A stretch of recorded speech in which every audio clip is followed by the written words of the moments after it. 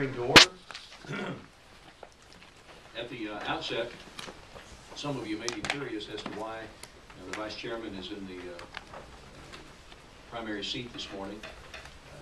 Our Chairman, Rodney Frelinghuysen, has undergone a medical procedure related to mobility, and I am pleased to report that he's doing very well, at least at last report, and we are encouraged by that prognosis.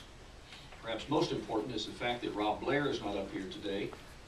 He is home with his wife Taya, dealing with the birth of their latest born baby girl.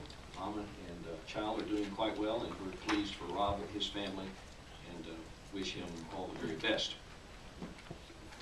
The Subcommittee on Energy and Water Development meets today to hear testimony on the fiscal 2012 budget request by the Department of Energy's research and development programs for energy efficiency, renewable energy, fossil energy, and the electricity delivery system. I'd like to welcome Henry Kelly, the Acting Assistant Secretary for Energy Efficiency and Renewable Energy, Tricia Hoffman, the Assistant Secretary for Electricity Delivery and Energy Reliability, and Victor Durr, Acting Assistant Secretary for Fossil Energy. I think we all look forward to your testimony. It seems fitting to start the hearing by reminding ourselves of this nation's energy challenges. We import nearly 2/3 of the oil that we consume. 96% of our cars, trucks, and planes depend on oil. And with gas prices again creeping closer to $4 a gallon, our nation's dependence on imported oil is more alarming than ever. Electricity prices are also on the rise, and demand is skyrocketing in countries like China and India for the same energy sources upon which we rely. These facts remind us of the importance of the issues we'll be considering today. Our economy and our national security are tied up with our energy needs. By having these three witnesses here today, we will have a chance to see the stark choices the administration has made in picking technology winners and losers, not choices that everyone will support. The request proposes record increases for two of the programs before us, a $1.25 billion 64% bump for energy efficiency and renewable energy, and a $79 million 50% increase for grid research. At the same time, the request slashes funding for fossil energy research and development by $183 million, a 29% reduction.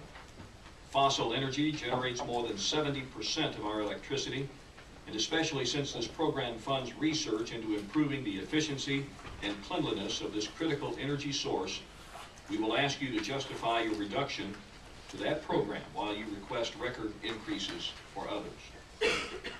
And while all of these programs are important to our national security and economic prosperity, so too is addressing our record high national deficit. As Chairman Frelinghuysen has stated at each hearing, our subcommittee must do its part to reduce spending and bring down the deficit, and it is highly unlikely there will be any new funding in fiscal 2012 for the subcommittee.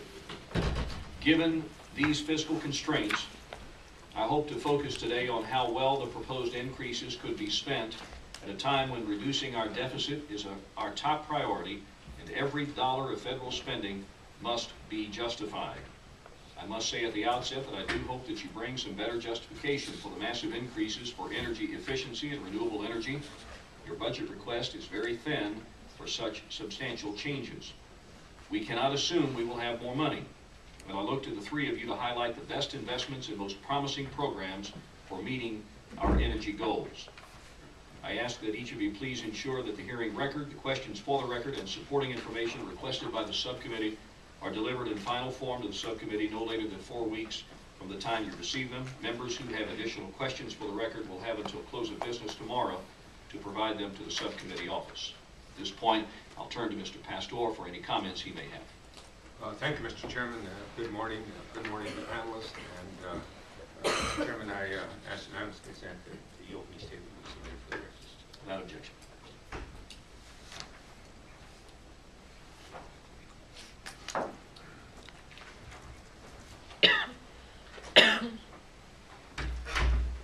Assistant Secretary Hoffman will now turn to you for your opening remarks. Good morning, Mr. Chairman and members of the committee. I would like to extend my thanks to the chairman, the ranking member, and the esteemed